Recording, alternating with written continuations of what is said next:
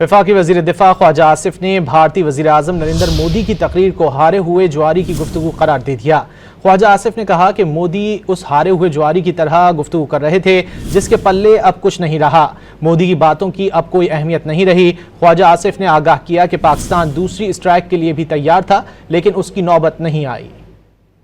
एक हारे हुए जुआरी की तरह गुफ्तगू कर रहे हैं जिसके पल्ले कुछ नहीं रह गया और वो अपनी जो है पोजीशन जो है रिट्रीव या सैल्वेज करने की कोशिश कर रहे हैं।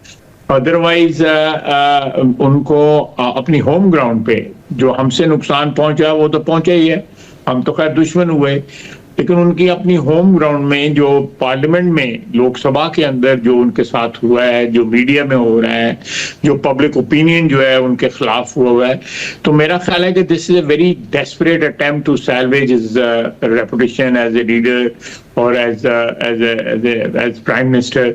अदरवाइज मेरा ख्याल है कुछ सब्सटेंस वहां पे रह नहीं गया उनकी बातों में। डिसाइड किया हुआ था कि नेक्स्ट जो है लेवल पे हम इसको एस्केलेट करेंगे, लेकिन हमें अल्लाह के फजल से उसकी मेहरबानी से इतनी सक्सेस हुई फर्स्ट उसके अंदर कि ये उसी वक्त इन्होंने एक को नहीं, दो को नहीं, को 5 ममालिक को उन्होंने अप्रोच किया कि हमारी कोई बातचीत करवाएं।